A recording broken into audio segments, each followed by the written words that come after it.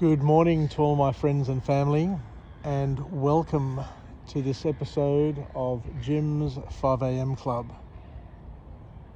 It's Wednesday morning, it's hump day, it's overcast, and it looks like it's going to be a wet old day here in Sydney town, which means that I may get to go home a little bit early today, which I don't mind, but we'll see how this day maps out, how it transpires, and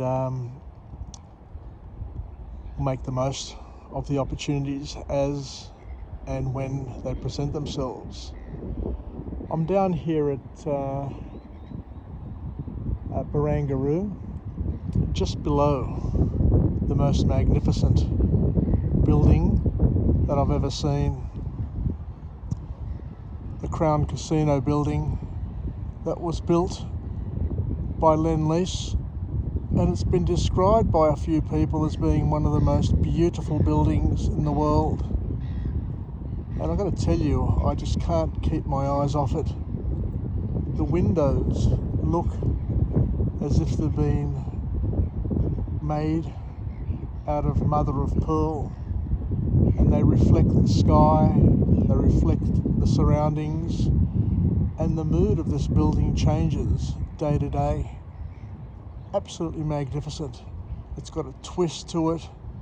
It's just an absolute artwork from a architectural and design perspective.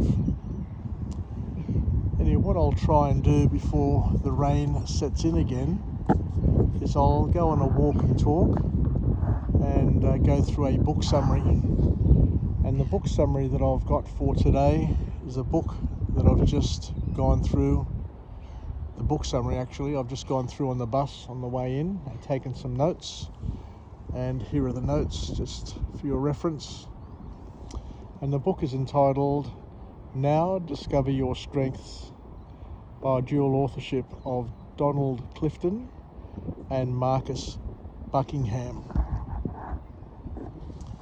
So what I'll do is I'll go for a walk along this beautiful boardwalk, and we'll see where the journey will lead us and what learnings, what morsels we'll be able to pick out of this book summary.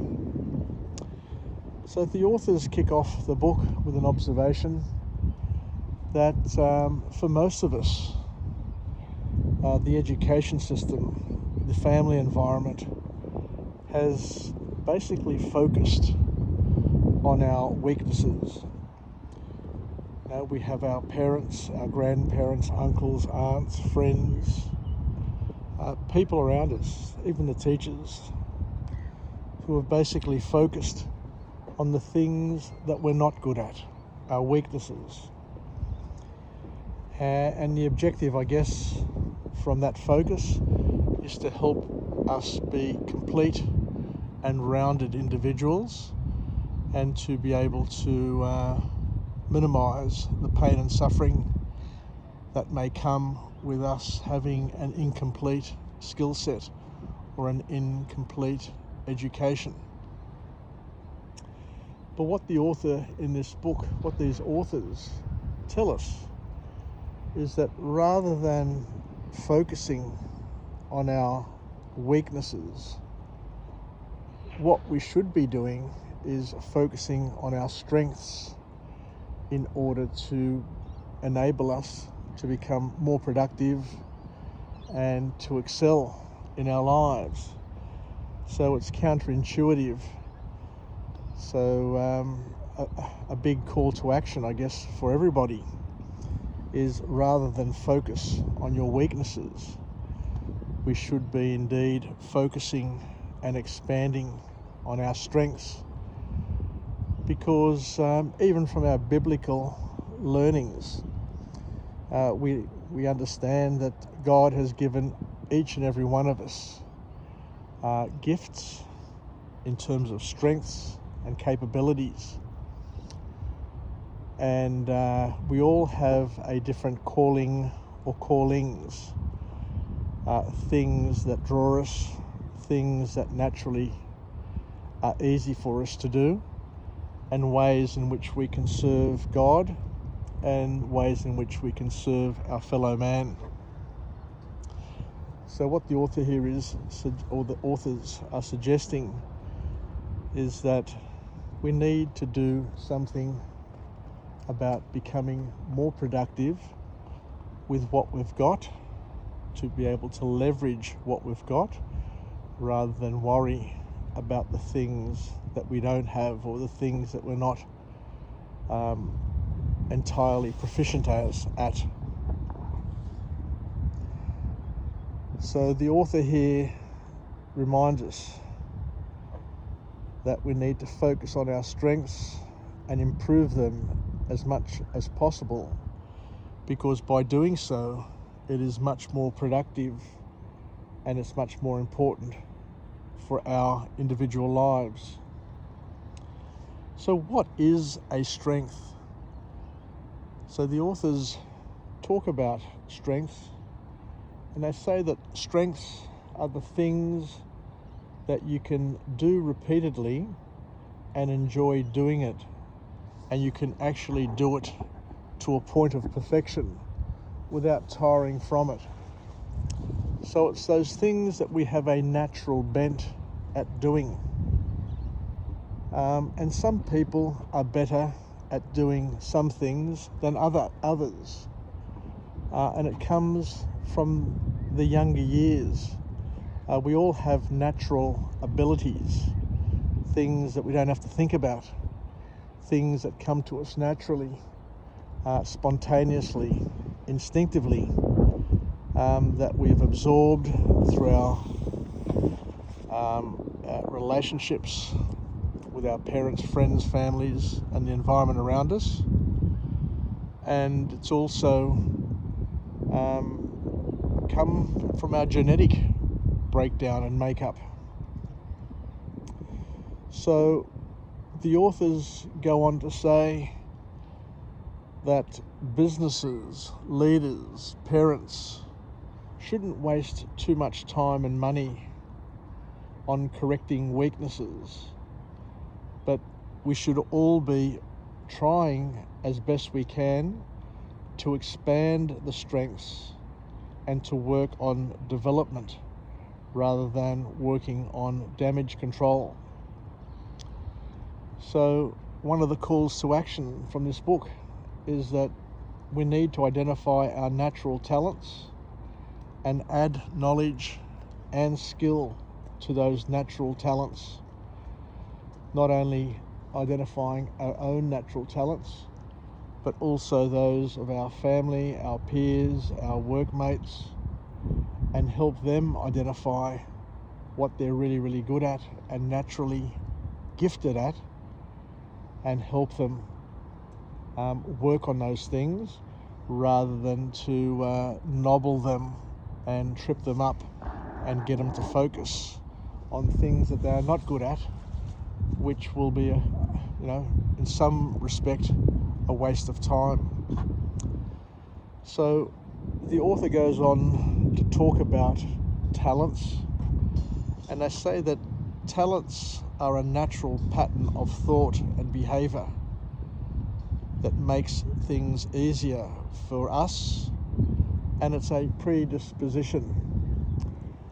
And we're reminded once again that we all have these predispositions, we all have these talents, and we all have a library, a specific library, not the same library, but different libraries. We've got a library of patterns that we've been able to store away in our brain, in our conscious and our subconscious, to enable us to have our own specific worldview and our skill set that will enable us to get through the challenges that we face on a daily basis. So we all are predisposed to being great at certain things, and no two people have the same predisposition, and we need to, I guess, as we said before, leverage and make the most of that predisposition that we have available to us. The authors go on to say that we need to work on, to refine and expand our skills, our natural talent. And we do this by embarking on a thing called natural and deliberate practice in terms of expanding the existing patterns that we have and adding patterns to that particular library so that we have a go-to pattern for whatever issue or challenge we face. And to these patterns, we need to add further knowledge and further skill. We need to expand that library, that go-to library that makes us unique and enables us to be able to automatically go in and solve the many problems that we face and can come into our daily lives.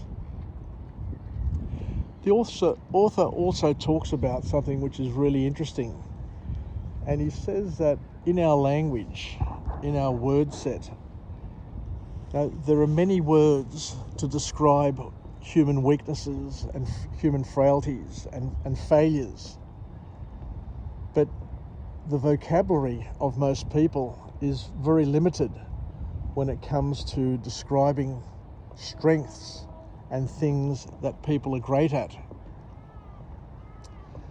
Now, throughout our lives, we will be tested many, many times, just like in the myths. The ancient Greeks came up with the myths of Hercules, where he was tested, and Ulysses, Odysseus was tested, and Jason and the Argonauts were tested. There are many examples of things that have happened throughout people's lives to test them, to benchmark them, and to get them to a position where they grow and get to understand themselves a little bit better. And we ask ourselves the question, who would know who Ulysses is? Who would know who Hercules is? Who would know who Jason is? Who would know who Jesus is, if not for their suffering, if not for their challenges, if not for the things that have happened in their lives to enable them to excel, enable them to solve some significant problems and become role models and examples to the rest of us, so that we can benchmark and baseline our lives to the lives of others around us. And similarly, from a Christian perspective, there are thousands of people who have become saints of the church, who once again have a life that we can use as an example, who have been able to get through the many difficulties that they faced in their lives, and to be witnesses of the truth. Anyway, it's starting to rain, so I'll just pop up the umbrella and we'll see how we can go and how we can get through this next phase of inclement weather. So as we say here, the author reminds us that we need to become refined and expand on our skills, and it's through deliberate practice that we expand our patterns, knowledge and skills.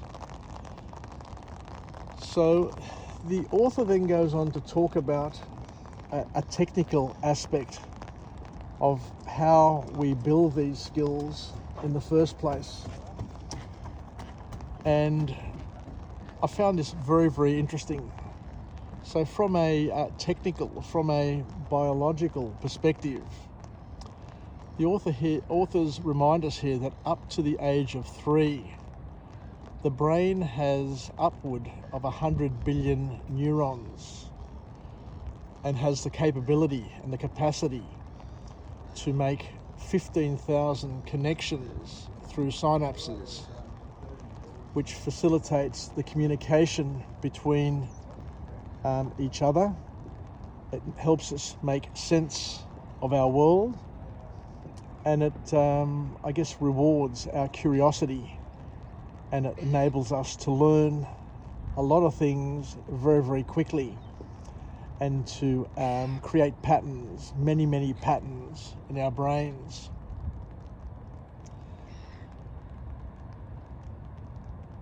But interestingly enough, and this is really, really profound, by the age of 15, billions of these connections, by the age of 15, billions of these connections are wiped out permanently. And it's done with a purpose in mind.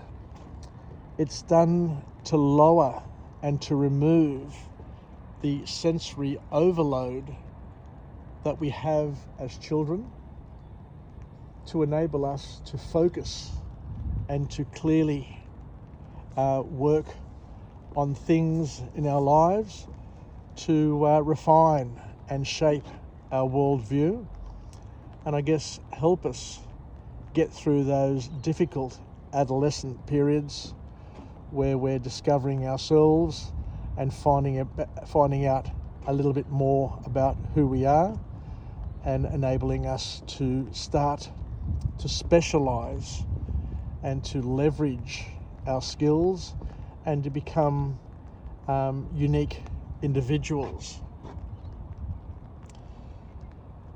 So the author goes on to say that by the age of about 15, we have less distraction through our sensory overload, because our brain is being reshaped and remodeled for that second key phase of our life, that adolescent phase. And what happens is that we become better at certain things. When you're a child, you have lots and lots of experiences. You gather lots and lots of patterns, according to this authorship. But once we get to about 15, the human body, the human brain, the human person starts to narrow down the development, or the gross development, or the broader development, and the development becomes more specialized. And as we do more and more things, we become more and more experienced at it. So what the author is saying is that whilst billions of these synapses, these connections, are permanently wiped out, there are certain connections that stay there that enable us to become better at it. So the connection between the two neurons, or between groups of neurons, becomes deeper and more ingrained. It turns from a avenue, from a laneway to an avenue, to a street, to a road, to a superhighway, so that we can naturally do things without even having to think about them. So it's really interesting in terms of understanding that through different ages and through different times of our lives, our brains are developing at different rates, and that is in a way that helps serve us. So that's why by the age of about 15, according to the author, and beyond, we start to specialize, we start to focus, and we start to become better at certain things. And this is all part of the plan. So I'll just go down onto this jetty here and continue the vlog and see what else we can take out of this book summary and this learning today. So as the author says, some pathways get stronger and other pathways fall away, and it's all part of our growth and developing. And I remember when I was a young man doing martial arts, and we'd have drills to do at each class. And it's only now that I've grown older that I understand that by doing the various drills in martial arts or in sports training, or even in maths class where you do your mental arithmetic or your times tables, all of that is a critical part of our learning and development. Because by doing these drills, what we're doing is we're turning the connections in our brains, as I said before, from laneways to superhighways. So you don't have to think about things, you instinctively do things because they've become ingrained and they've become second nature to us. So the key message, or one of the key messages from this book, is that we each need to become talent scouts, talent detectives, as parents, as managers, as teachers, and we need to look for the things in our lives and in the people around us, things that come naturally to them. Look for spontaneous reactions in us and others, because it's these spontaneous reactions, things that people do naturally without having to think about them, that are their strengths, and they don't even know many of the times that they are their strengths because they don't even get to think about it. But by becoming a detective, you're able to help them focus on it and to understand it a little bit better. And the authors then go on to a little bit further and deeper to talk to us about these spontaneous reactions, these instinctive reactions, and they break them into two categories to enable us to understand it a little bit better. He says that these instinctive reactions are either things that are called yearnings or rapid learnings. And to distinguish between a yearning and a rapid learning, they give us a couple of examples.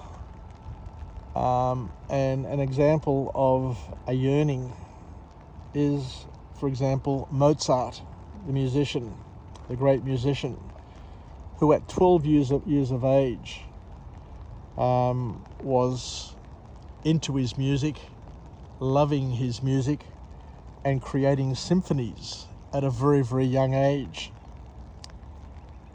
He had a burning desire to do things. And what we need to understand is that all young people have burning desires, and we need to nurture, identify, and help support these burning desires, as long as these burning desires, of course, are productive and empowering.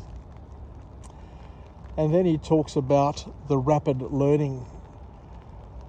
And rapid learning is how a person can pick up on something and continue to expand and grow and develop in a particular area. I was fascinated during the Olympics to hear Ian Thorpe, the great Australian Olympic swimmer, the world champion, the Olympic champion, talk about a thing called progression. And he says that there are lots of people who are really, really good at things. There are lots of children who show a lot of promise, that appear to be prodigies at a very, very young age. But he says that just because you're really, really good at something at a young age doesn't mean that you're going to become an Olympic champion or great at it. Because what separates the great from the Olympic and world champion is the ability to have a thing called progression, to be able to grow and learn very, very quickly, and not to limit out or cap out at a particular level. And an example of this in the tennis world is Carlos Alcaraz, the Spanish tennis player. Now, there are lots of people who are in their early 20s who are great players, who have got great skills, but not all of them have the same progression. You know, they were prodigies in their youth. They may have been really, really good as kids and as young adults, but once they get into the open league, once they get into the competitive league where everybody is bloody brilliant, then it's only the ones who have the ability to progress and to continue to grow and expand that have the X factor to enable them to become world champions and dominate a particular competition or open age group that would go on to become the champions that change history. So there you go. Thank you very much for joining me on this episode of Jim's 5am Club. It looks like it's clearing up actually, so it may turn out to be a nice day. Who knows with the Sydney weather.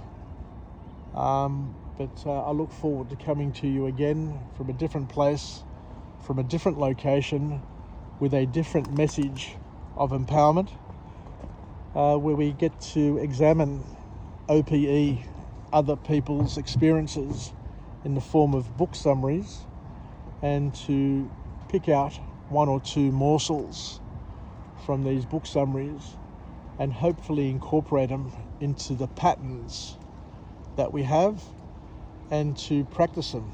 Because as we say, knowledge is potential power, but it's applied knowledge that separate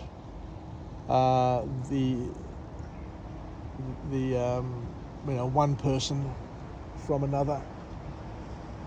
So once again, thank you. Have a wonderful hump day, and until we chat again, bye for now, and let's all live, learn, and pass it on.